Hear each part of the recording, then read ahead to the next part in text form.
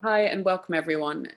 Thank you for your interest in our live program, Decolonizing Design Education. We are master students of Design Academy Eindhoven from the Critical Inquiry Lab and Contextual Design departments. Decolonizing Design Education is part of a series of 3 events called Better Design, Talking Beyond Papanek, in collaboration with Design Museum Den Bosch's last exhibition, Victor Papanek, The Politics of Design.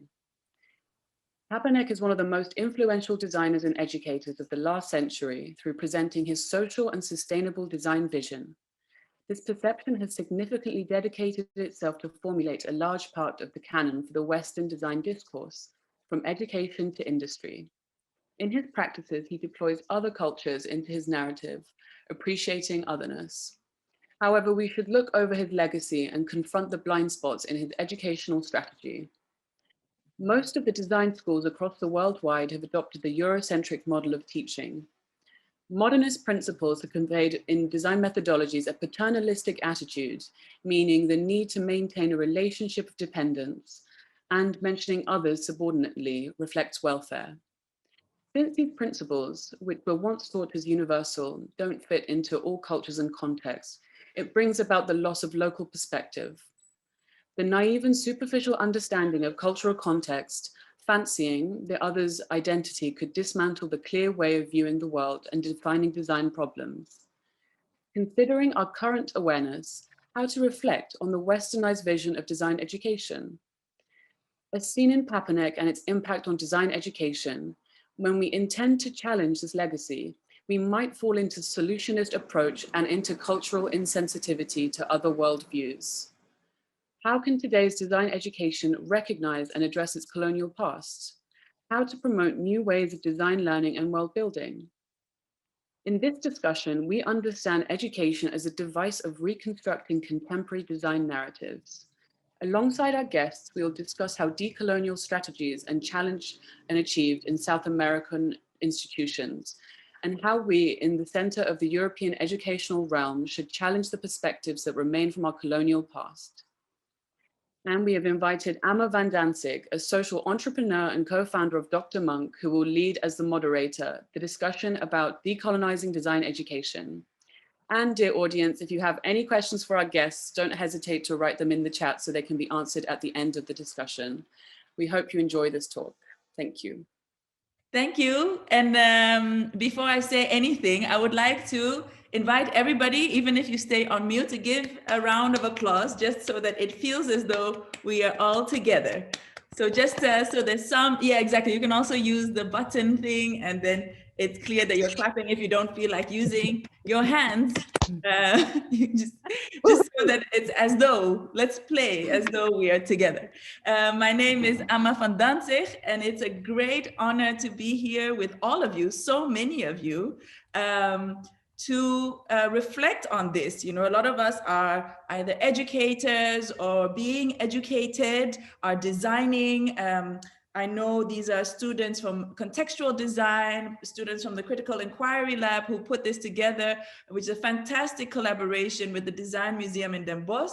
I'm sure already people have learned so much. And there's some of you who are from the general public who are just interested in perhaps the next thing to decolonize, right? We're decolonizing so many things. We'll be talking about it as a trend, but also as not just a trend, an extremely important thing to engage in that is a huge responsibility, especially as designers. So thank you all for being here. Thank you for your interest. And I want to assure you that these students and the Design Museum have done a great job of putting us in the hands of people who know a lot about this.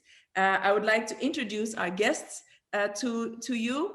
But before I do that, perhaps I should say a little bit more than my name.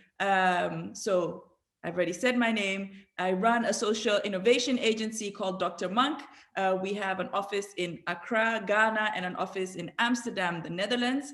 And we do a lot of research and design projects, trying to understand local context and trying to see ways in which we could perhaps introduce innovations or things that fit in a context. And in doing that, we work in a very interdisciplinary way. And of course, we confront a lot of challenges that I suspect we will be discussing today as well. So there, my interest comes in. Another interest is that I was a tutor of a lot of the students. I recognize a lot of names, and I'm very happy that I get to be with them again, and to see that they invited me to moderate this is really special to me. So, but you're not here to hear about me and my life story. You're here to talk about decolonizing design education. And who will we be doing this with? We have here in the screen with her video on, Luiza Prado, Dr. Luiza Prado. I find it very important to add the doctor part because she's done a lot of research. She's an artist, she's a writer, she's a researcher,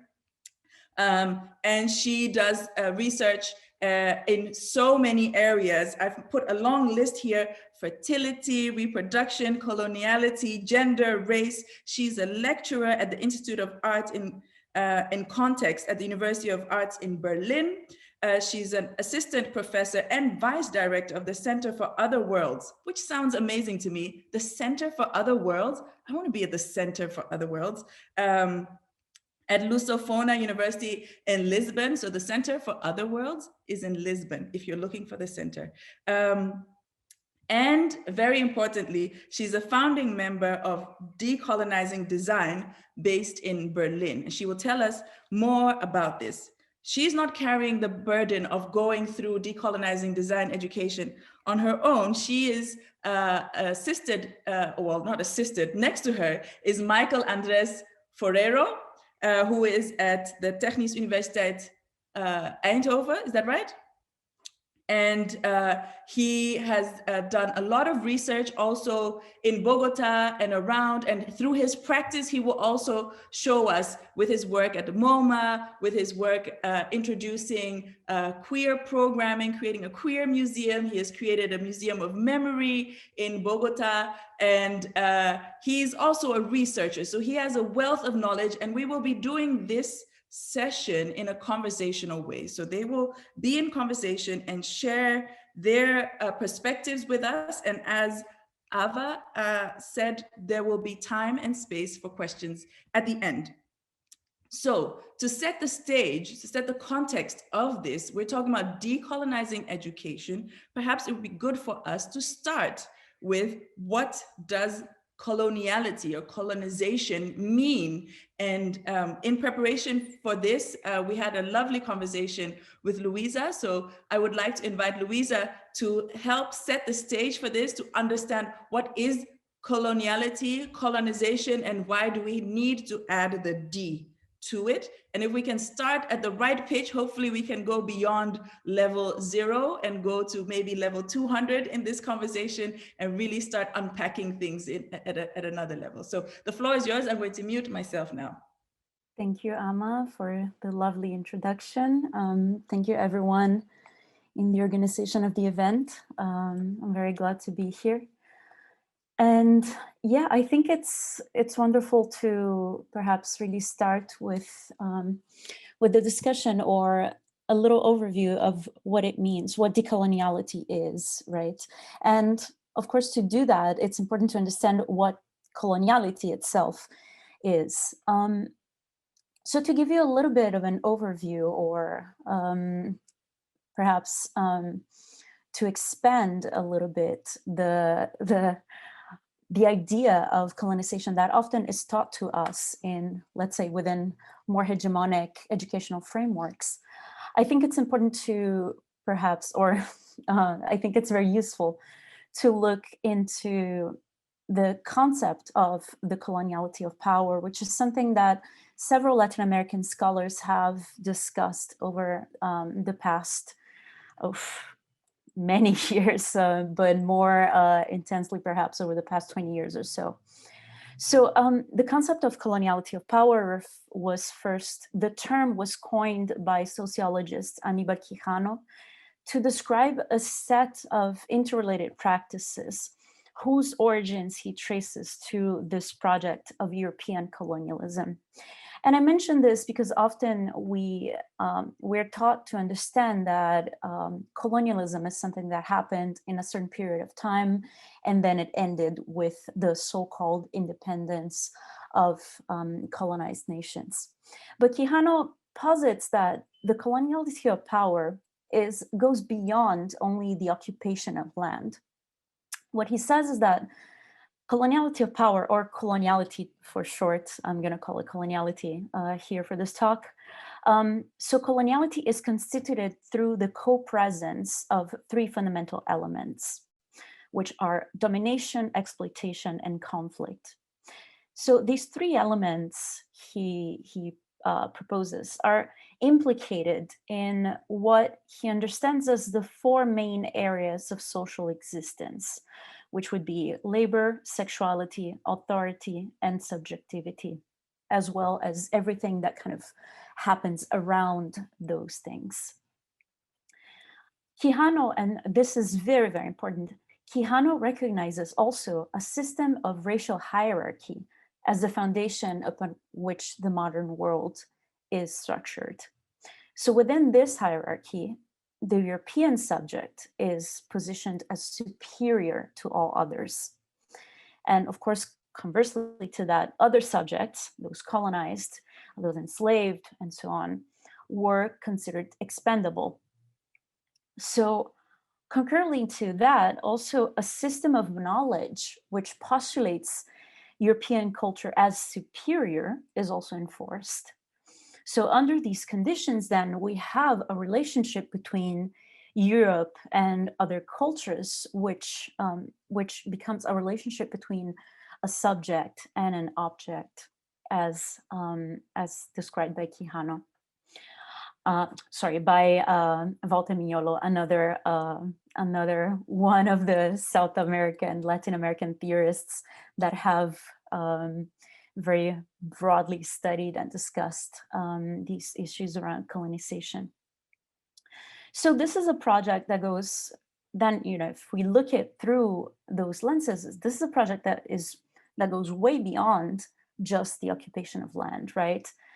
This is a project that entails also the imposition of a so-called or supposedly universal visual, auditory, semantic language. This is a key component of this project.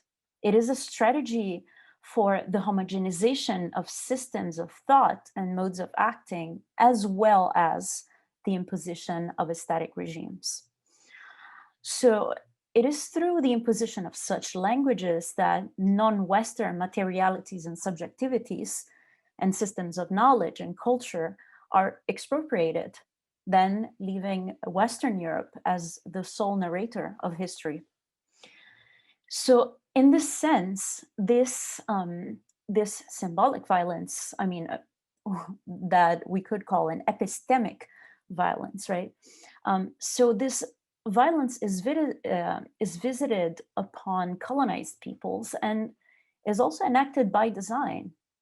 So in this sense, we can understand design both as we can understand this epistemic violence both as a deliberate project of coloniality and as something enacted by the discipline of design. So and here we're getting to the idea of education, right? So while the decolonization of design education does, of course, need to address the necessity for inclusion and inclusion of material practices and also the subjects performing said practices, it cannot just stop there. It cannot be just some push towards diversity, and rather it needs to unravel a whole new set of questions about the systems in which material practices situate themselves in order to be framed as design. So we need to understand that the word decolonizing is not a qualitative modifier of design in the same way that product design or graphic design or digital design or service design, et cetera, might be. There cannot be a decolonizing design, which merely kind of cleans out the colonial bits and pieces of the field and then delivers, like a service or product, a guilt-free decolonized version of what design supposedly is. Decolonization cannot be briefed, it cannot be prototyped, it cannot be user tested or mass produced. That goes against the very idea of decolonization. And in fact, to begin the work of decolonizing design implies, in different fronts and with different tools, challenging what it is that design defines itself with in order to deconstruct it and build it anew. So in order for us to address then the coloniality of and in design, we must challenge the idea that constitutes design as a specific set of material practices, which is in its core enunciation distinct from non-Western material practices.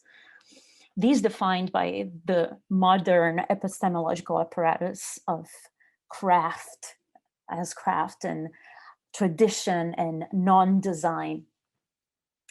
It's not enough then to merely include these practices. I'm doing a bunch of scare quotes here. It's not enough then to just like include these practices that were relegated to this this position of a non-design, because these will be inevitably inserted within the very same systems that excluded them in the first place. They will be ingrained into the colonial and neoliberal model and therefore contribute to its own perpetuation. And this is very much like capitalism works, right? By even absorbing and spitting out even revolutionary discourse as a commodity. And we've seen that so many times, I think, in so many different variations and so many different flavors, to be honest. So a rejection of universalist models then implies a rejection of universal and universalizing languages. And here, I don't know how much time do I still have? How is it in terms of time? I'm trying to be very concise. Yeah, we started a little bit late, so I would say you have about 2 minutes. Okay, cool. So I think I'm going to end with then an idea that I find very useful when thinking about this. So I'm talking about this rejection of universalist models, right?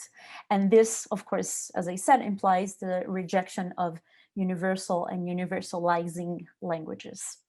That is, the languages of the twin projects of coloniality and neoliberal capitalism.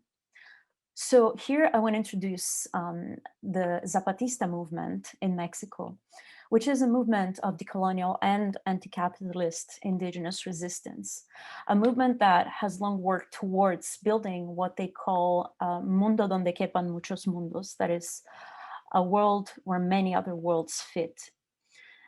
And what I love about this formulation, and it's funny that I'm still working with this because the first time I heard about the Zapatistas I was a teenager, and I'm still, I think it's such a beautiful movement, and it's something that to this day is very, very important and very, very relevant to the way that I think. But at its core, and what I love about this proposal, this idea, is that this Zapatista formulation points towards a rejection of colonial hierarchies, right? The very hierarchies at the base of coloniality, as I mentioned in the beginning. These hierarchies of bodies and subjectivities.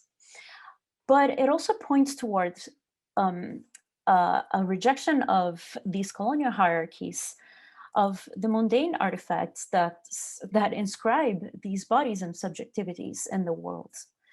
So moving away from a universal notion of design then requires that we as designers understand that there are many ways of addressing problems and issues that are in their nature plural, and more than that, that also reflect plural, oh my God, as a non-native English speaker, that is a nightmare of a word, plural worldviews.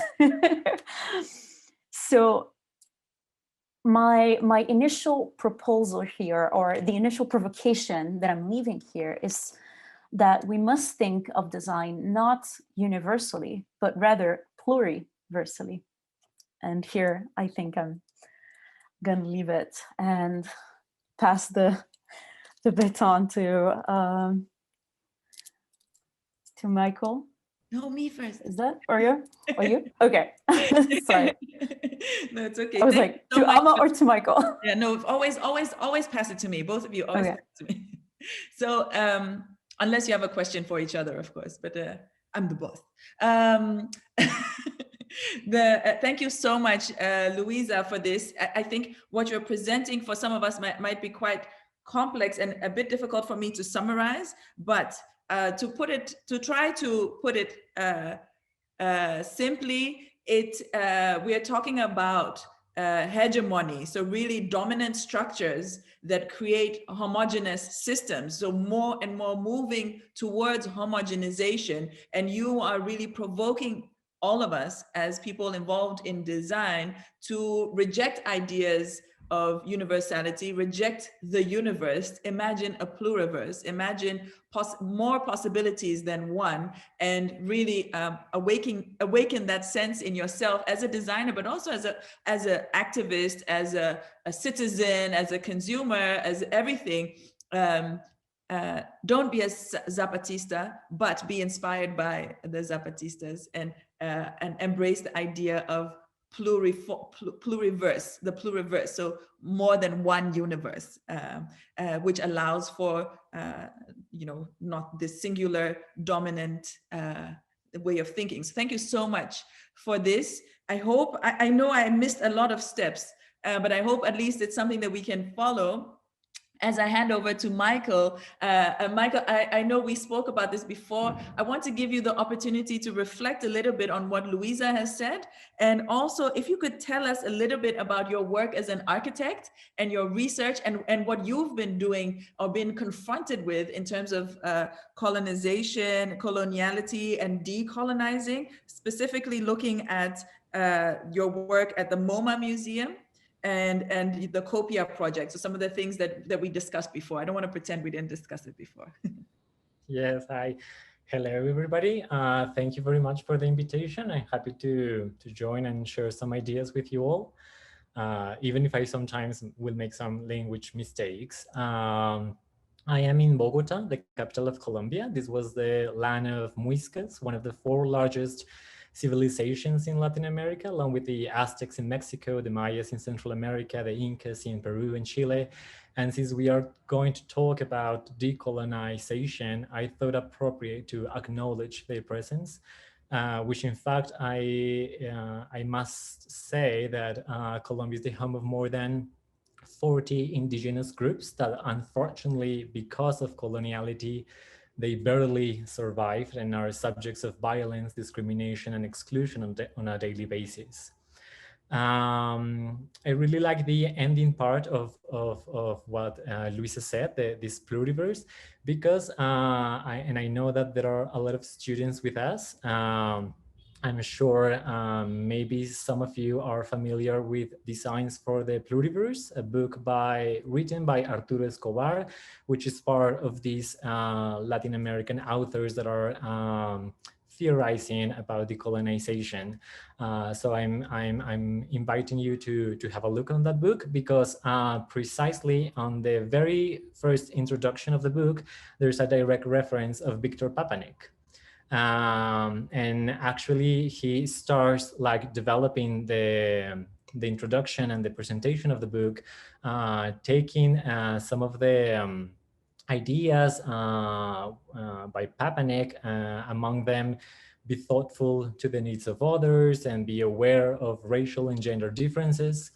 And since coloniality is no more than just a hierarchical classification of differences that can be in terms of race and gender, but can also be related to abilities, humanity, sexuality, religion, cosmovision, class, language, education.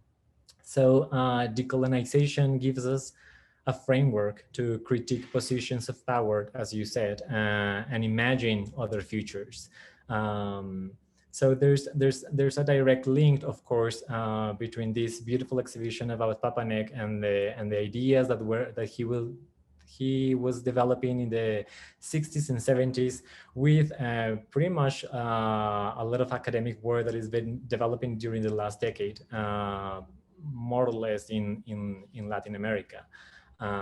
So I encourage you to have a look on Arturo Escobar.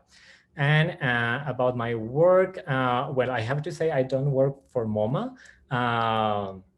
But what I would like to mention about MoMA and thinking about exhibitions and how exhibitions, and I mean, if museums are part of this colonial scheme, let's say in terms of knowledge control, obviously there are a lot of now scholars that are developing analysis of exhibitions, design or architecture exhibitions, for example, in this case, about how these exhibitions in the 40s and the 50s started to produce an idea of Latin America. So I'm talking about, and if you want to read a little bit more, you can search Patricio Del Real, who is a professor at Harvard, or Barry Bergdahl, who teaches at Columbia.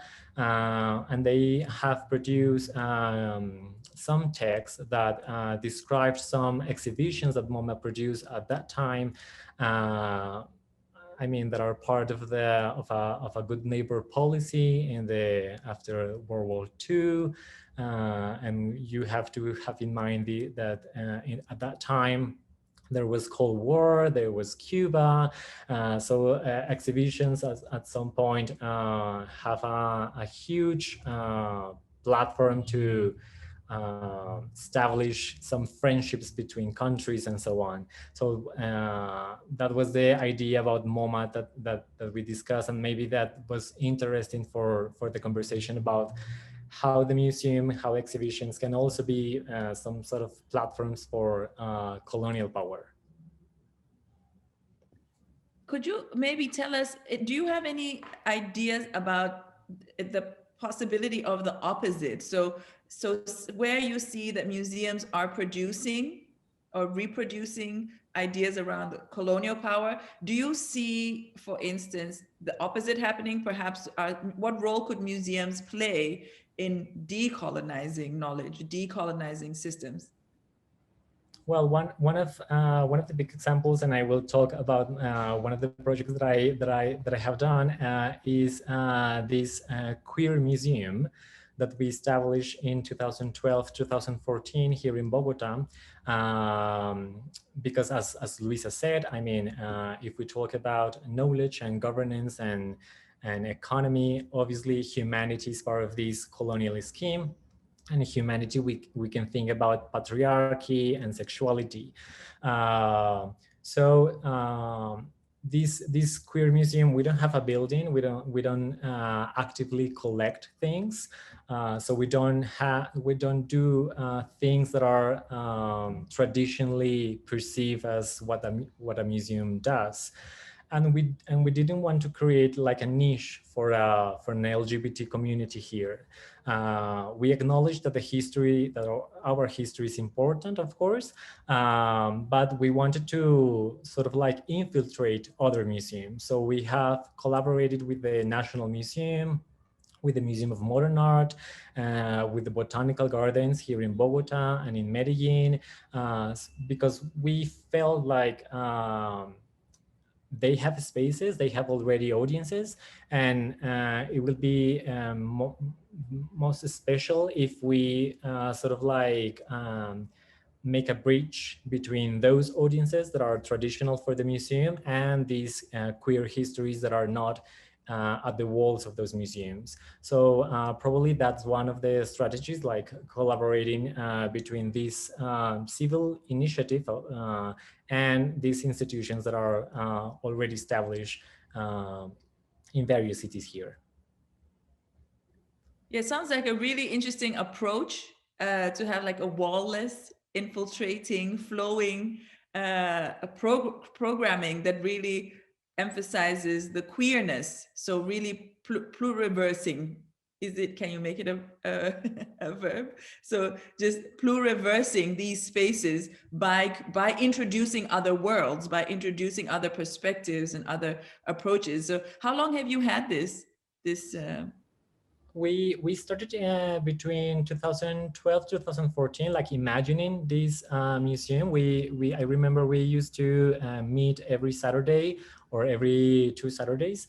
And for those of you interested out there, if you want to have more details about our projects, there's an article that got published recently in Museum International. This is a magazine from the International Council of Museums that is dedicated entirely to LGBT museums and initiatives. And there are a lot of right now in Latin America, in Argentina, in Ecuador, in Honduras, a lot of initiatives that are trying to recover and present the histories that obviously for the colonial scheme, we sometimes we don't see. Yeah. So 2015 was our first exhibition. Great. So you've passed the 5-year mark now. Yeah. You're going to keep on surviving. This is really, really interesting. I wanted to go back to your reflections. And first I want to say thank you so much for giving us some resources. I've taken notes and I'll be looking up these books. But I wanted to go back to the Pluriverse, Designs for Pluriverse for the Pluriverse by Arturo Escobar. What were some of the writer's reflections on Papanek? So it's very interesting that you would have something that is saying, referring to the pluriverse, which we see as decolonial in the context that we're speaking now. But what were some of the reflections, if you know? It's not a pop quiz, so if you don't know, that's fine. But like, what would be some of the nuggets that you would take from something like that, just also to make the link to the context in which we're having this conversation now? Well, if I can remember right, the title of the book by Papanek is Design for the Real World. And Alberto Escobar started to question what's designed, what's the meaning of the real, and what's the meaning of this world. And that's why he started to somehow reflect about different worlds and the emergence of a pluriverse. In terms of the real, I'm destroying his theories. His book is beautifully written, but in terms of the real, he talks about the real world in terms of this dichotomy about human and nature, and how because of that we humans believe that we have superior power over animals and plants and the land and all things that can we cast as inferior.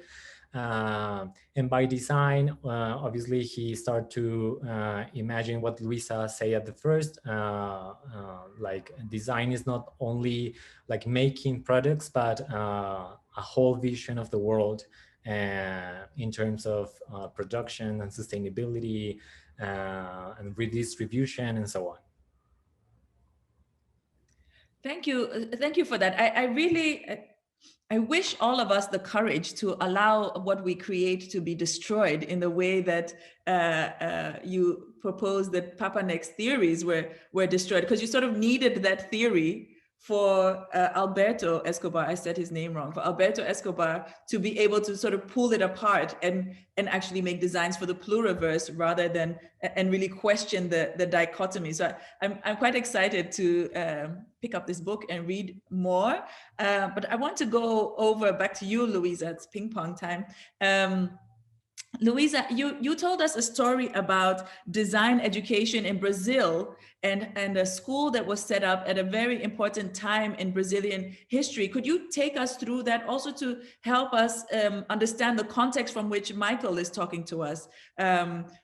Obviously, Brazil and Bogota and Colombia are not the same place, but the context and the movements and the liberation movements and the decolonization movements might have some similarities. Of course, not exactly the same, but could you tell us a little bit about design education in the Brazilian context as it relates to decolonization?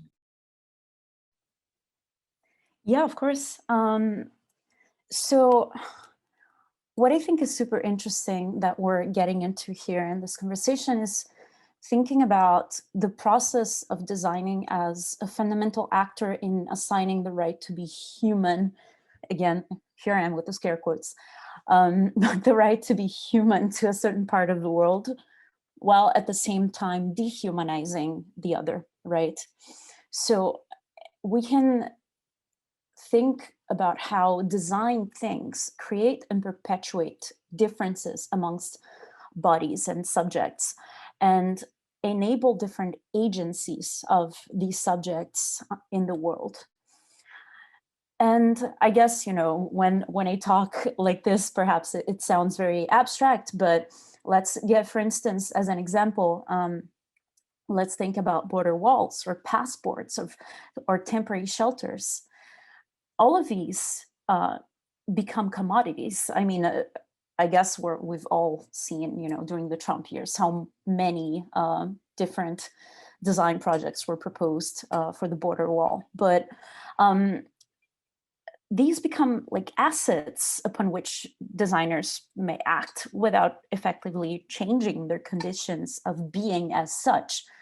Like, I don't remember right now the studio who did this, but I remember even there was a proposal for some sort of sustainable border wall, which, you know, hilarious if it weren't already so infuriating.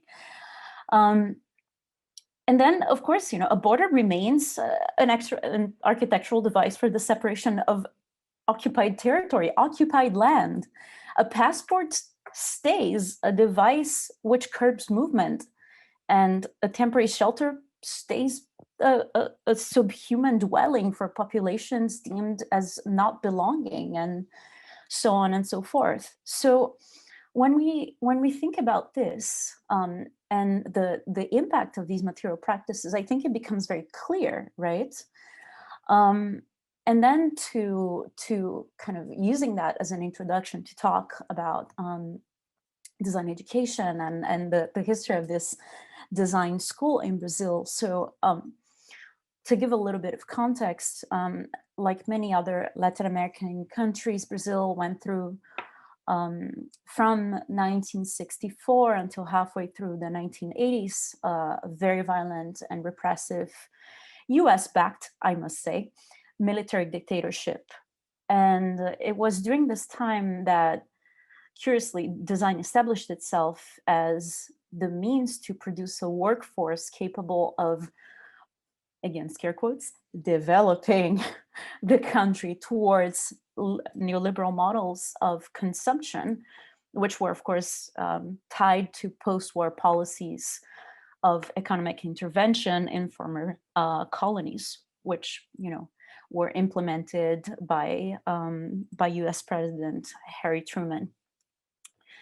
So in the, of course, the late 19th and early 20th century brought a number of like very fast-paced social, economic, and political shifts to Brazil, with the successive, first of all, the abolishment of slavery in 1888, the last country in the Americas to do so. Then we have, then at that time, we have a country then whose economy relied almost exclusively on agriculture and its products and resources. So after that, during this first half of the 20th century, we have a series of developmentalist and industrializing policies brought about which brought about a need for a new workforce, right? One that that should have technical training, and also and in order to assemble this workforce, from like the mid-19th century onwards, the Brazilian state developed an official policy to facilitate the migration of white Europeans as an official. And again, let's think about, you know, the racial hierarchy of coloniality, and also thinking about how the modern nation state, the so-called independent nation state of Brazil, is still a colonial construct. So this policy was made to whiten the country, to facilitate the migration of white Europeans, to whiten the country. Again, an enactment of colonial policies and colonial racial hierarchies. Was this explicit? This was explicit to whiten the country? Pretty much, yeah. Okay. Yeah, very clearly. So although a number of like training initiatives meant to supply the skills for this new workforce, these initiatives have been established throughout the country since the mid-19th century. The establishment of design education a century later then was seen by governmental institutions as a path towards Western notions of development and modernization, as a way of birthing this modern country, this and pushing Brazil towards this ideal. So it is then during this time that the canonical design discourse in the country was established, including this first design school established. I mean, arguably, because there is some questions whether it was the first or not, I have to say that. There's kind of disagreements about that, but I think it is, regardless, it is very relevant to think about this school, which was established in Rio, a school called Escola Superior de Design Industrial. It was founded in 1963, so 1 year before the dictatorship, before the coup that established the dictatorship, that established the military dictatorship. So the school's curriculum was developed during the 1950s, and it was based, and this is super interesting, on the model of the Hochschule für Gestaltung of Ulm. So it was based on a European model, on this model of a German design school that is kind of a bastion of mid-century German functionalism, which, you know, was which emerged in the aftermath of the Second World War. And in many ways, it sought to kind of review the Bauhaus ideals, and through the perspective of the industrial society of the post-war. So influenced by this school, ESG, which is how which is the acronym for the school in Brazil, ESG's curriculum maintained a technology and production-oriented approach to design education, in a very sharp contrast to the more humanist methods common in many higher education institutions in Brazil. So design was then promoted in a concerted effort as this tool for Brazilian export products, according to Washington Lessa, design scholar from Brazil. So in many ways, design education remained until kind of the late 1970s, disassociated from even the insurgent anti-dictatorship movements that were being articulated within public universities, public institutions, of which ESG was part of. The project for ESG was only actually even made possible through an alliance between the then governor of Guanabara State, which today would be Rio de Janeiro State, Carlos Lacerda, and Rio's Museum of Modern Art. And Carlos Lacerda was a very well-known conservative figure. So that is also a very significant alliance, right? A very significant historical background for the establishment of this design school. And Lauceda's support for the school was largely due to his party's fear, his party as in, you know, the only allowed party, the fear of appearing uncommitted to this industrialist and developmentalist project for the country, which was a popular position with the most powerful sectors of Brazilian society, which of course were fundamental for the maintenance and sedimentation of the political power of the military regime. So I don't know how much have I spoken, because I could just like continue. You're making a really interesting point of how, you know, without saying it and using air quotes, which, you know, if you knew my daughter, she would love it. She loves air quotes as well.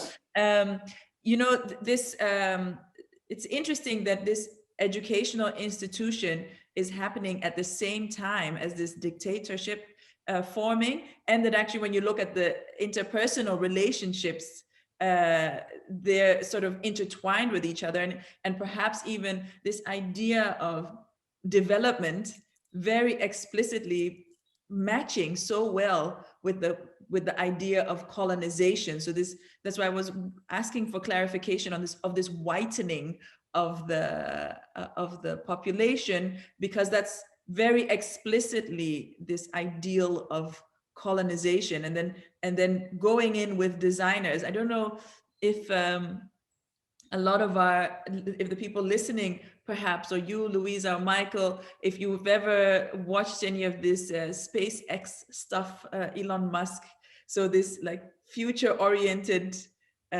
colonization, right? We're using the same language. So this idea of going to this planet, colonizing it, and developing it, this idea that we are actually, these blueprints, we're not bothering to change them, we're just doing the same thing, and then the next. So we could probably, just as in Brazil, they brought in the design institution at pretty much the same time as the dictatorship for the development, the industrialization, the progress of this land. You could imagine similar things happening in Mars.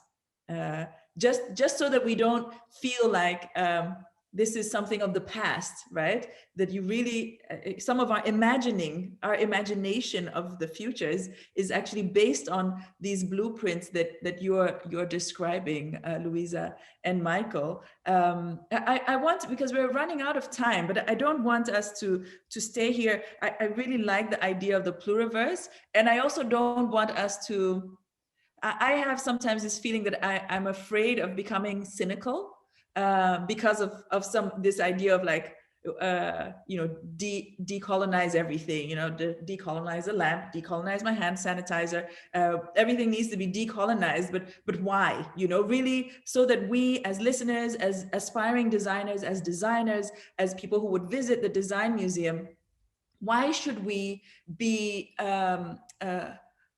what's at stake? Not why should, you've described for us why, and who has been left out, who has been carved out, so that there's this squeaky clean singular idea of us.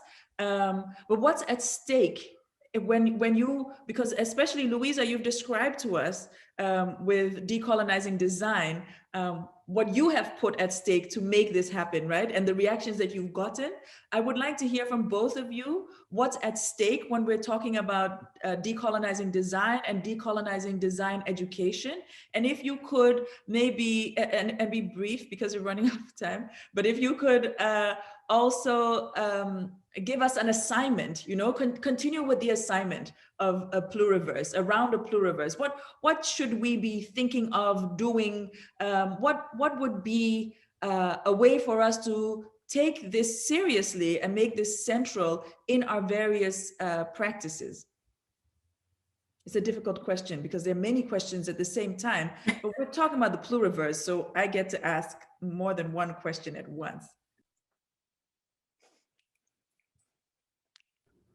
Should I try to make something? I was thinking that there's there's this author, Luiza mentioned him, Walter Mignolo, and he thinking about the assignment, and he used to ask like, where do you feel the coloniality, like in your body or in your, no, some students answer like, because English is not my native language, I have, let's say, less opportunities to, access some things, or some other students can feel like, yes, because I'm a lesbian or I'm a queer, I have other sensibilities that are cast as not real or whatever. So probably that, I will say that question can be a good instigator and a good assignment, like where do I feel the colonial wound? I think he refers to a colonial wound. Where do you feel in your life, in your work, in your body, in whatever? And the other question about what is at stake. Maybe I was thinking about, we are now, or we feel the need to make relations between all these issues. Architecture and design cannot only be about designing buildings or urban planning or designing products, but at the same time we have to be aware of how these designs that we are doing relate with discrimination, with exclusion, with inequity, and how these things relate to different scales, also to the planet, to our cities, to our own bodies. So I think there's a need to make a thread between all of these issues, and not anymore like to look only my disciplinary field and just the aesthetics of the buildings or the whatever, but be aware that the things that we produce somehow have an impact to multiple worlds. Yeah. Unmute. Actually really see the interconnectedness of what we are doing, but I also really like this awareness of your body. So really, where do you feel the coloniality in your body? And I can imagine that, you know, people really feel it in different places, and maybe some people feel it all over, you know, that you feel it in between your ears, in your mind, in your head, in your consciousness, your imagination of what is possible, in your tongue, in the languages that you speak, are allowed to speak, are recognized for speaking. Like I used to tell people that I don't speak, no, I didn't say I don't speak, I didn't count African languages as languages growing up. I grew up believing that the only thing that was a language were European languages, and it's only, you know, growing up and realizing like, hold on, I want to speak my languages. Those are languages, and you know, you can feel it all over your body in almost all faculties of your being. But it depends, of course, also on your context. So I really like this idea. And Luiza, I also really I had to laugh, but it's a sort of, that's why I asked about cynicism, because it's a cynical laugh. This idea of sustainable borders. So like, let's make it green. Let's make it not made of plastic, you know?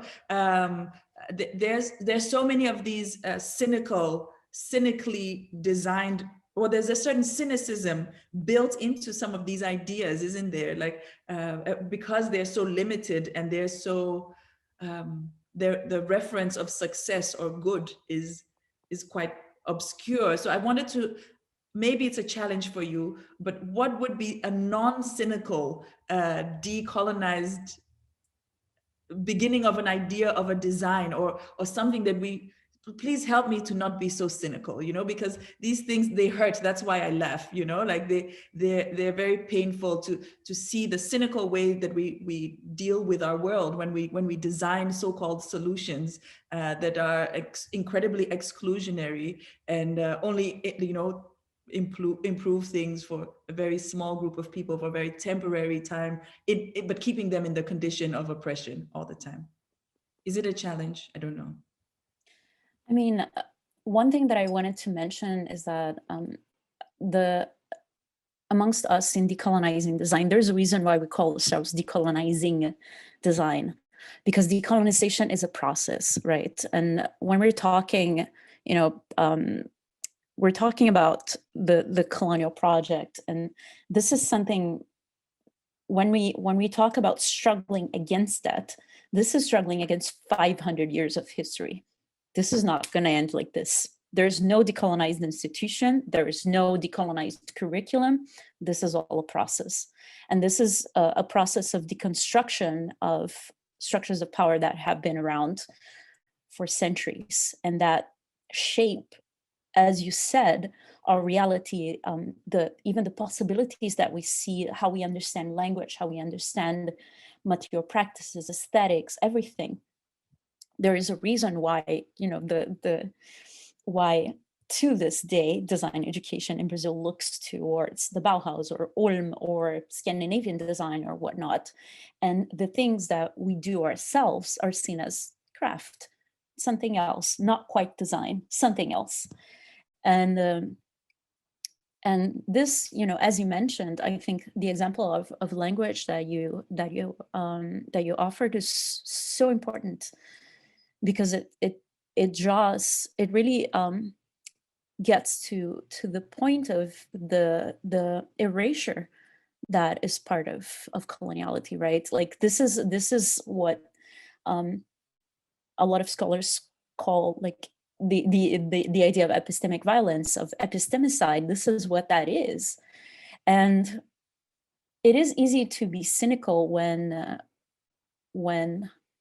we think about the magnitude of this project. How do we deconstruct patriarchy? How do we deconstruct racism? How do we deconstruct coloniality that is tying all these things together? It's a lot. It is a lot. But having said that, one thing that I always think about, you know, when we talk about change and when we talk about revolution, we tend to think about those big moments in history, like, I don't know, like the Haitian Revolution. Amazing, like incredible point in history, turning point.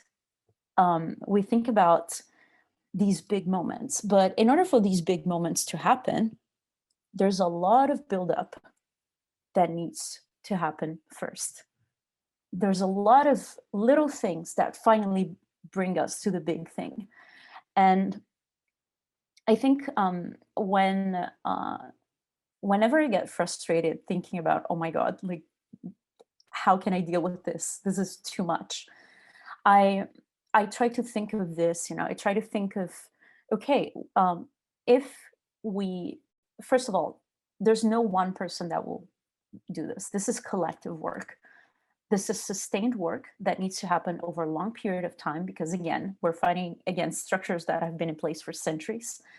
And this is, you know, like in Portuguese, we would call it trabalho de formiguinha. It's like the work of little ants.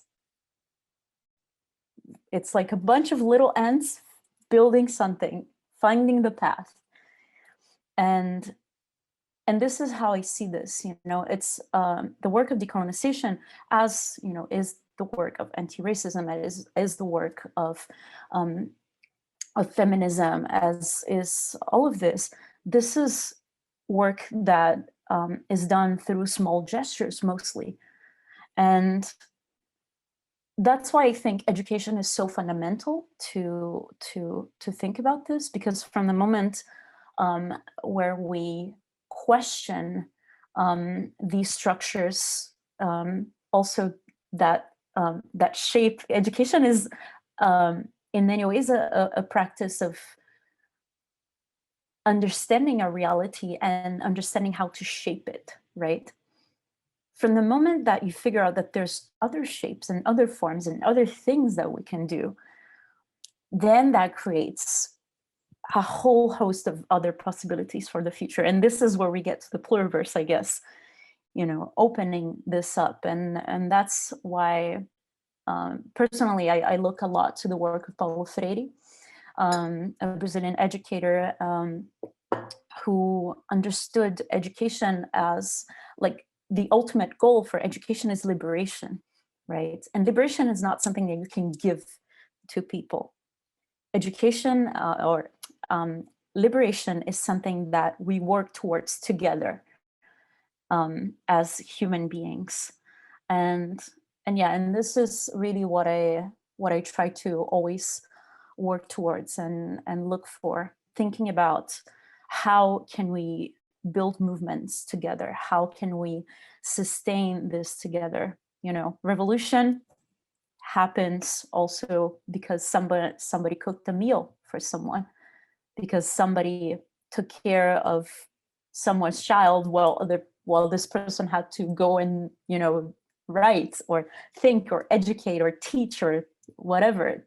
It's like these little things that make that possible. And that's what I try to focus on, because otherwise it's too much.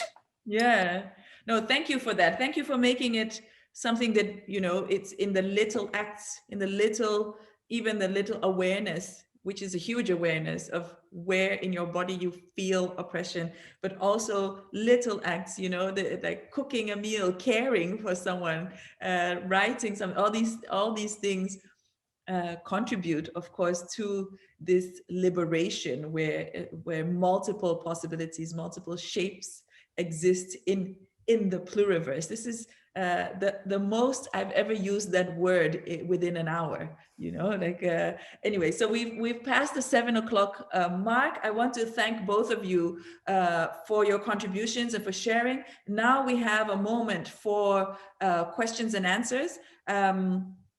I have a document here with questions appearing, and I am quite happy with our timing, because I suspect that we'll have enough time for the questions.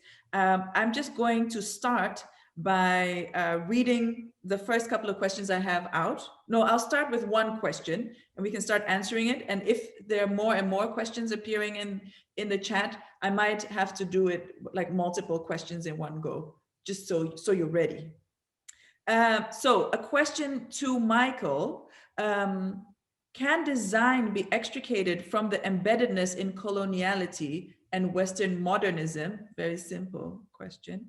And is our urge to transform design from its one world ontology in modernity into the realm of the pluriverse not another attempt to make it hegemonic, or at least compatible to maintain the current Western infrastructure? Yes, I summarize this question as or I perceive as a sense of fear in terms of this is too much, and maybe these ideas are very want to be dominant again, and so we are in a circle. But as Luiza said, we are trying to dismantle like 500 years of paradigms. So so I think we can answer that question in 500 years, probably, if that happened, if that circle can come again. But I don't think we have to fear that a lot of these issues are, you know, like taking place in so many universities and so many schools, and we are sort of like incorporating feminism and this there's a big movement about disabilities and you know, the non-human, and I think there's a lot of like issues going on, and for me it's exciting, like to embrace, to engage with that, and to see what happens. I mean, as Luiza said, and you said, like, this is not going to change the world tomorrow or in 2 years or in 5 years. I mean, sometimes there are huge advancements in one, let's say, acts of this colonial matrix, but at the same time reinforces other things in the economy, in the capitalism and whatever. So it's a constant work, and I really like what Luiza said about collaboration, because maybe unaware of that, but we are somehow collaborating ourselves, doing little things here and there. So no, don't embrace the fear, and don't worry about like if we are overthrowing whatever, or let's just, you know, like go with the flow. Yeah, so exactly. So you're saying we should be the little ants that Luiza was talking about, and really be in the process of decolonizing, rather than so result oriented and fearful of the pluriverse now becoming a new type of hegemony. Yes. Yeah. All right. I hope this is a satisfactory answer for you, Leroy Sirasit van Halen. I didn't say your name before, but if it's not, the chat's still open. You can add more questions. I have another question here from Paula Carmenio Leon. How do we decolonize design education while balancing this with the realities of a job market and material culture, which are dependent on colonial practices, mass industry, international trends, etc.? I think this is part of the question. Paula thinks these discourses have the potential to impact a great span of topics, from design history to packaging design, but it's difficult to conceive how this can be done. So it's also a concern, right? So how do you, we live in this world that is in a world where coloniality is still in power. How do you confront these realities while decolonizing design education? How do we balance it? Luiza wants to answer this because she's unmuted. I mean, it's interesting because this is a question that always pops up whenever me or anyone else from Decolonizing Design, whenever we're giving talks, this always pops up because it is something very tangible, right? How do we act in a tangible way within our realities towards this? How do we work towards this? And I don't think that there is one definitive answer to it. Of course, I've done plenty of work that I'm not proud of. Now I'm very happy to be doing what I'm doing, but when I was working in design studios years ago, I've done plenty of work that was for like banks and stuff that I completely disagree with. And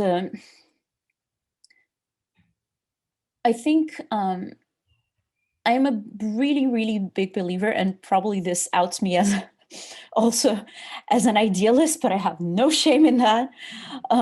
But I really do believe, and this I think picks up also on the conversations that we were already having, that within our means and within the possibilities that we have, because we're embedded in a system where we have to, pay rent and do like these kinds of things.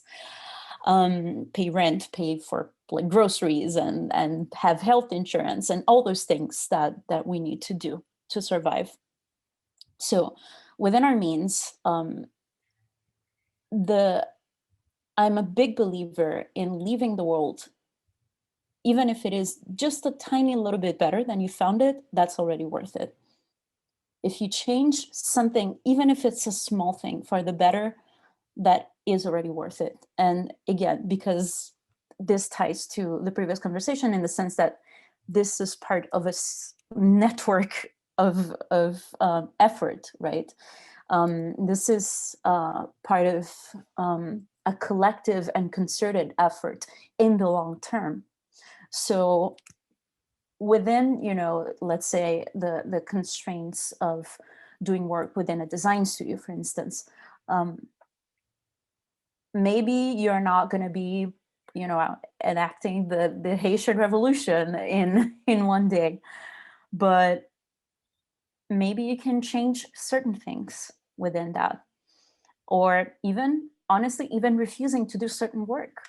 That is also part of it. You know, that is also saying, no, I'm not going to do this. This is not okay.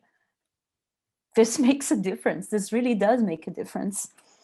I remember I was asked to, oh my God, I was asked to at some point do like uniforms for like sales point, like people like working at like marketing campaigns at sales points, and they wanted me to make like short skirt uniforms for the women who would be working there. I was like, no, I'm not doing it. Sorry. If you want it, find another person. I'm not doing it. I'm not doing that. What are you selling here? What are you subscribing to? And yeah, and you know, yeah, again, this is of course not your boundaries. Sorry? It's really about picking your boundaries when you're making these practical choices. Like you wouldn't make mini skirts for people in sales because it suggests, a lot of things that are problematic, right? Yeah, because ultimately they wanted to sell the women who were there, and yeah, and you know, again, this is not a blueprint. This is just like a little story of something that happened, but there's so many instances of that and so many choices that we're required to make every day. So yeah, being aware of that, and and really making choices within what you're able to make choices in, right? And not, pushing yourself too much. I mean, if you and also organizing like outside of maybe your let's say employment requirements, even honestly start a union at your job. Like that makes such a difference. Like start a union, tell your boss to go, am I allowed to say bad words? So yeah. But you get the message. Yeah. Okay. So again, it's about networks. It's about collaboration. It's about small efforts, small things that you can do, and also doing things within your possibilities, within what you can choose, and knowing for yourself what those boundaries are, right? So like how far are you willing to go to make something happen? We're moving on to the next question from Hector Torres. What do we do about the parts of colonialism that are useful? For example, being able to communicate with people across the globe because we share the English language. Michael, Luiza, who wants to?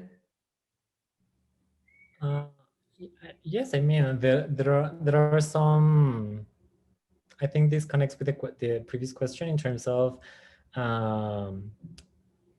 be aware of your privileges, but be aware of how do you use them, like I have a privilege to have been able to study it and being able to learn English. So how am I using this tool to, to work with others and to spread some knowledge of my other, like colleagues or, so I think that that's the road.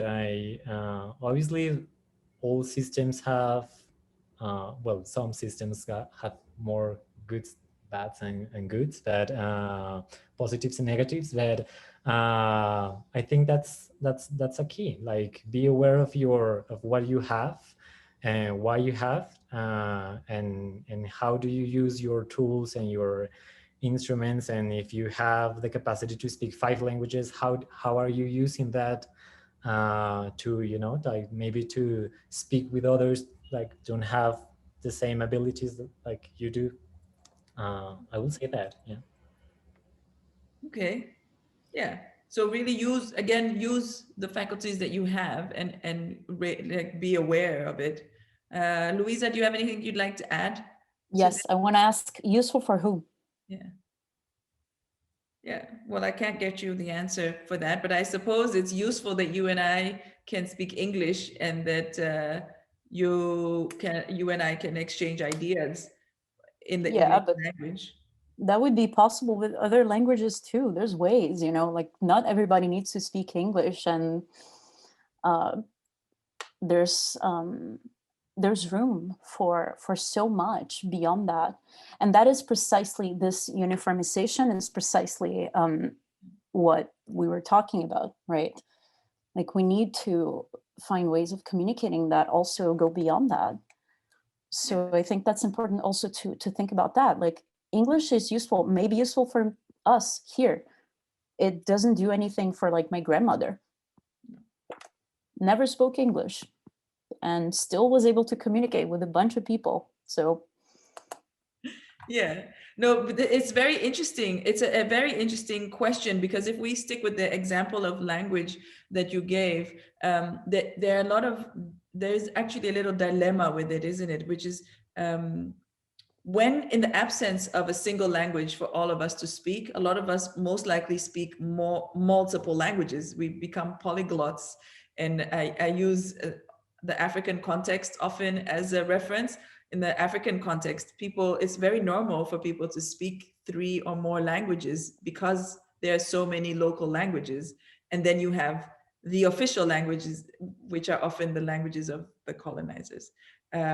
So it's a very interesting question because it sort of suggests these advantages of the colonial system, which is difficult to put that way.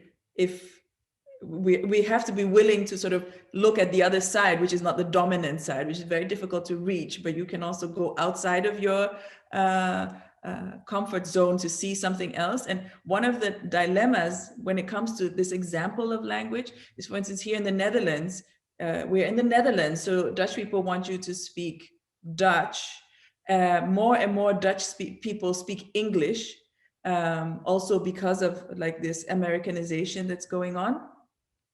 But then the dilemma is, I should be able to speak the language that I want to speak. If I want to speak English, I should speak English. At the same time, I'm in the Netherlands and I don't want to put a different language in a context where everyone speaks Dutch, right? So it's a bit of a dilemma between like adapt to the context and be yourself, right? So how do you, these are sort of problems of globalization that are coming about because of like dominance clashing at different levels. Is this very complicated? No, it's not. Yeah, I think, I mean, if we could, this is such a complicated and a complex subject, but I would really recommend to anyone who's interested in thinking about language and thinking about particularly the relationship between coloniality and language and communicating kind of across these things, to look into the work of Edouard Glissant, philosopher from Martinique, who has in his book Poetics of Relation, he has an entire chapter called For Opacity, where he argues for the right to opacity, the right to not make yourself wholly transparent. He argues against this idea that you have to make yourself legible within the constraints of coloniality. And I think it's a super, super interesting discussion. And when we think, you know, for me, the problem of thinking about uniformization and universalization of language is that you lose so much. Like I sound completely different in Portuguese than I sound in English. In German, I just sound terrified all the time because I'm just like trying to say something and not be interrupted by a German annoyed by my accent. But but I sound completely different in all these languages, and we have different ways of speaking, of relating, of all of that. And why would we want to lose that richness and that, you know, that complexity? We can work around that complexity, and that's exactly what pluriversality is about. You know, that's really the central question, that all of these things can happen at the same time, and it's fine. Yeah, I love that. Everything can happen at the same time and it's fine. I think it's interesting how we can have quite scared reactions to something that's different or other. Sha Lu has a question. I hope I said your name right. How can we fight against authority in design field in higher education? Furthermore, how can we start decolonizing design when the mainstream media in the world still speaks from Eurocentric narrative?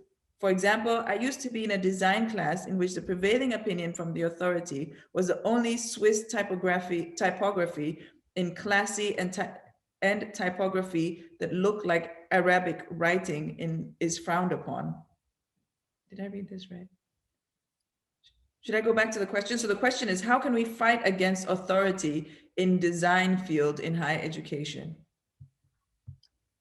Can I say my immediate reaction? Sure. Again, am I allowed to say like bad words? It's almost 8 o'clock, so I think it's fine. The kids It's fine. Yeah. Fuck them. Seriously? Only Swiss typography is classy, and typography that looks like Arabic writing is frowned upon? Fuck them. There's no other way to put it. Sorry for being so frank, but this is ridiculous. This is absolutely ridiculous, and it sends me into a rage. You're getting a lot of applause, Louise. I have very little patience for certain things. Michael, would you like to add anything to this? Sure. That this example made me think about a group of students in the university.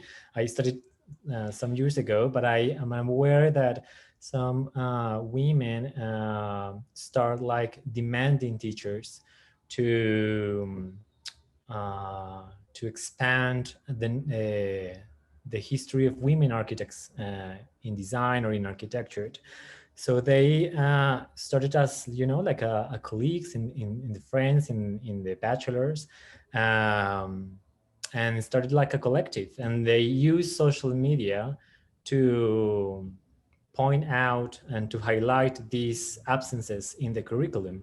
So I imagine that if you have issues, you know, like how to deal with authority, well, you can use some similar tools and create a, you know, like a project in which you can like present different typographies of or do a huge research about the relationships, about why certain typographies are used in marketing or whatever. So I think it would be a good strategy to do that, like use that rage to produce something and to accelerate or ask or demand new tools and new knowledge. Yeah. Sounds like there are different ways of swearing. Michael is the reasonable one. I have another question here from Reint. I hope I said the name right. I was wondering if there are already examples of written histories on non-Western design movements or disciplines, especially marginalized continents like South America and Africa. Who would like to? Yeah. I mean, yeah, of course. Yeah, and you shared some of these as well. Perhaps you can name a few more so that we could look them up. After all, we are being educated here. Do you want to speak, Michael, or? No, go ahead if you have some titles. I mean, if I can say just something very small. I remember I can share the link later. There was a recent design exhibition, a huge design exhibition here in Bogota in a gallery that is called Santa Fe. By Liliana Andrade. I will type the name here. She's an architect. She's an industrial designer also, I think. And she made a huge exhibition, and it was the first time where you can see beautiful, like stately, hegemonic, beautiful objects next to other like common use objects that we use in popular neighborhoods or in indigenous communities or in Black communities. And it was a nice way to get rid of this notion of craft and design, like high art and daily objects or whatever. So that was my first reaction to this question. There are some projects that are some people are doing, but I don't have in my mind right now exact titles of the books or so. Yeah. No, but it's good to know that they're out there. So thank you so much for that. You gave us a name as well, Liliana Andrade. Do you want to add anything, Luiza? Yeah, sure. I mean, depends on what you're looking for, right? There are and there's the question of language too, but for instance, Brazilian design, there's a very established, I guess, Brazilian design historian, art historian to Rafael Cardoso, whose work I did look quite a bit into when I was, thinking and talking about the history of ESG, for instance, and the history of design in Brazil. But one of the things that I'm most excited about right now is this new publication. It's a website, so everything is there. It's open, called Future Res. I'm gonna send the link right away. Here. That has been publishing. I mean, I have to say, I did publish with them too, and I'm doing a series with them. But it's a new publication, a new kind of website that's publishing so much interesting work with so many amazing, amazing young design scholars and thinkers and journalists. There is a brilliant, for instance, one of the articles that that for me was incredible to read was an article by Evan Nicole Brown that was published there about the history of the Black Panther Party logo. Yeah. And it's called, I'm actually gonna send the link here. It's called An Accidental Game of Telephone. How the Black Panther Party logo was designed by a group of women. There's a beautiful article by Neoma Ditla, a design journalist, also on this rug that kind of like ties together some histories of material practices between South America and Africa. This one is here. I mean, there's plenty of material. There's a beautiful article also by Nina Hayes about the 8th of March demonstrations in Rio and what those demonstrations have taught her about design as a practice of autonomy and freedom. I mean, there's so much, just so many people doing incredible work. And this is just one publication, right? Yeah, this is just like something new that I feel that is very exciting and that highlights the work of amazing people from like all over the world. Thank you so much. I really enjoy that you both have shared so many resources for us to refer to, both contemporary and a little bit older as well, just to show that this is a project that is ongoing. If you can hear a dog barking, it has nothing to do with me. It's outside. There's but we've come to the very last question of our session. So the last question is from Leroy Sirasit van Halen. Is there room for unity in the world of the pluriverse, especially if those worldviews sometimes clash? Is there anything maybe you wanted to add in terms of the concepts of unity? So indeed, you offered, what could it be, which is already an invitation into the pluriverse, because there's so many understandings of unity, and one of your offers was solidarity. And part of the question is also about the clash. Yeah, I think solidarity is fundamental, right? Of course, there is space for solidarity, and I think this is such a key aspect of thinking about the pluriverse, that it is possible to it's, I mean, going back to the Zapatista quote, it's exactly creating this world where we can have all these other worlds happening there. We don't need to look for or to strive for a universal mode of existing and a universal agreed upon mode of doing things.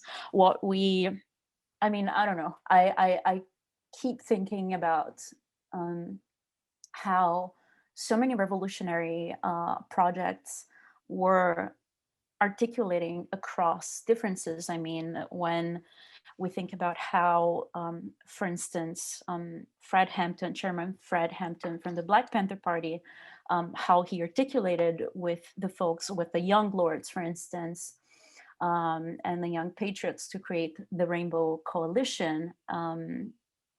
We have like groups from different backgrounds and that were dealing with different circumstances, but articulating against the colonial force of the US state government.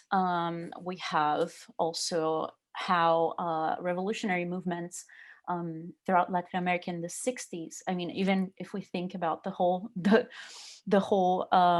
work of revolutionaries like Che Guevara and the way that he the very core of these revolutionary movements was thinking about transnational solidarity, thinking about there is a common struggle against colonial structures of power. We are dealing with different circumstances in different places, but we can articulate and create these networks of solidarity to fight against it and to dismantle all of this. Yeah.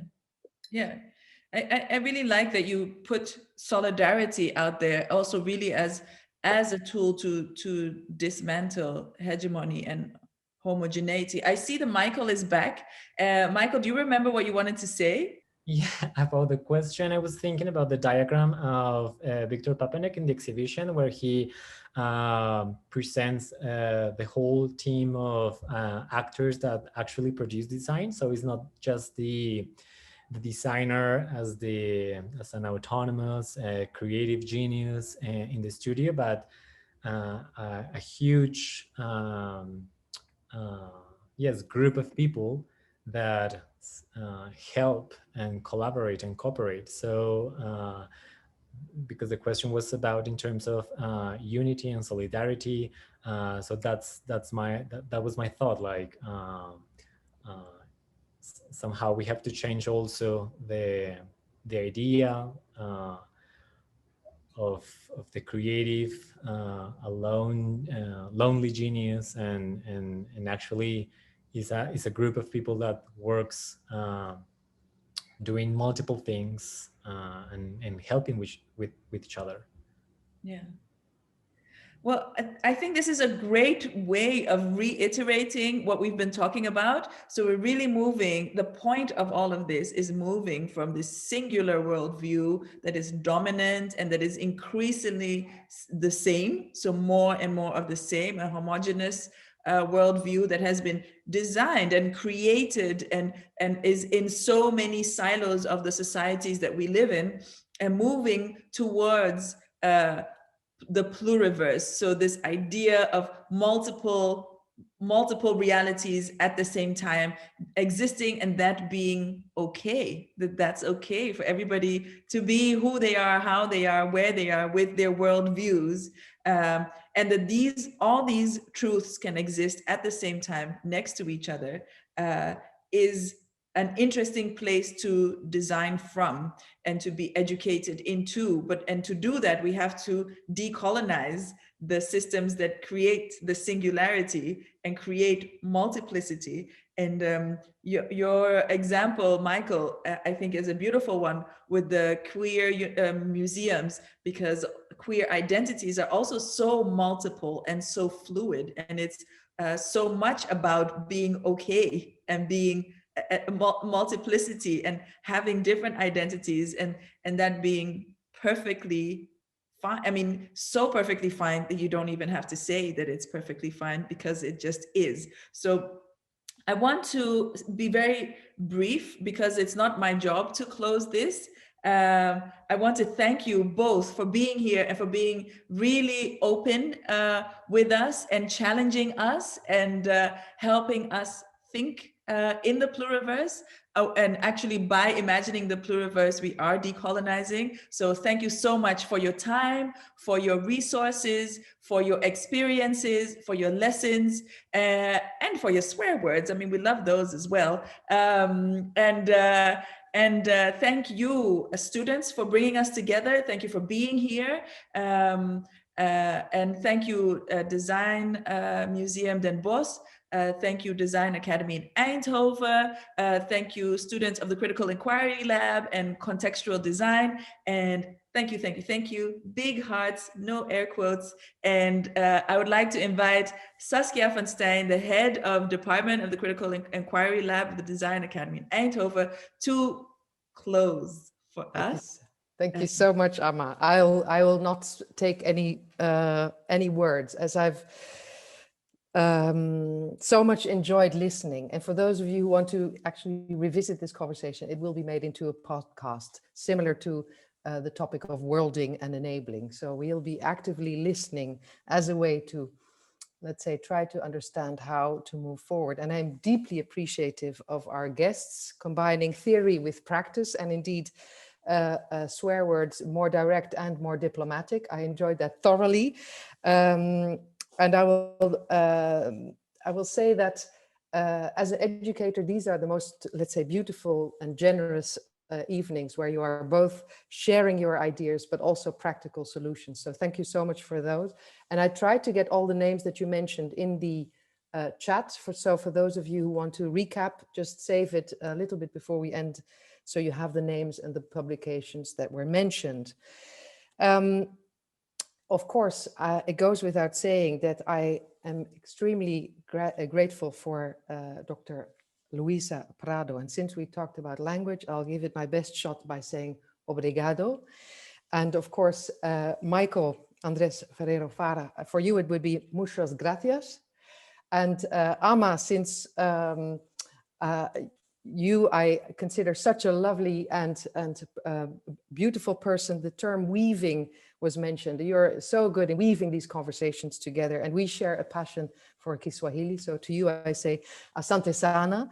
As an educator and a curator, I feel that I'm with one foot in both problems, or with both foot in similar, but I'm here as an educator, and I take all the lessons that you've put out there to heart. And to give the final closure, I will now ask the people of the museum, the Design Museum, we are grateful for initiating this conversation and posing the question for our students and our department and the Department of the Contextual Design at the Design Academy to come up with a response to Papanek. Beyond Papanek, I see Diewertje there. The floor is yours. Thank you, Saskia. Well, yeah, as Design Museum Den Bosch, we want to thank all of you for being here. Thank you, Ama, Luiza, and Michael, and everyone present here today for bringing forth and sharing with us with your perspectives, your knowledge, and insights into this subject matter. And yeah, we are truly delighted to have been part of this exploration, or rather to be part of this exploration. And also a big thank you to the students who initiated this dialogue, and a dialogue that underscores the notion that hegemonic narratives and the principles that also came with Papanek's vision that we now consider to be problematic in nature should not go unchallenged, especially when we consider the current political and cultural landscapes in different parts of the world. And as a museum, we are also, of course, dedicated to presenting stories about the cultural and social impact of design.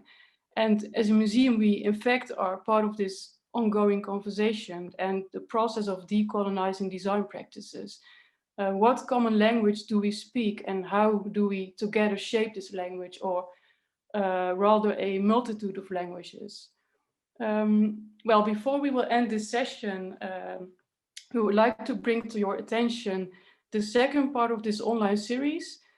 Tomorrow afternoon, around 2:30 Central European Time, the students enrolled in the Critical Inquiry Lab will, together with the museum, Design Museum Den Bosch, present an alternative reading to the exhibition on Papanek in an online tour.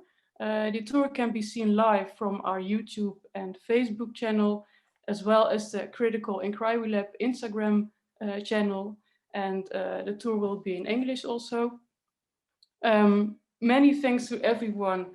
Thank you for your time and your inspiring ideas, and all of the perspectives brought together and brought forward.